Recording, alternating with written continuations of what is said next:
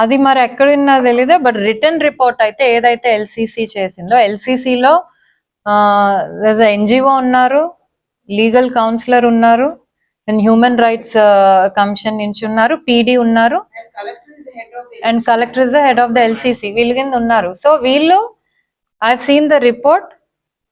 It is in, మరి అప్పుడే నేను చెప్పచ్చో లేదో తెలీదు, but it is a fair enquiry. It is a fair thing. మీరు కనుక దాంట్లో ఏమన్నా తెలిసి మళ్ళీ నన్ను అడగండి.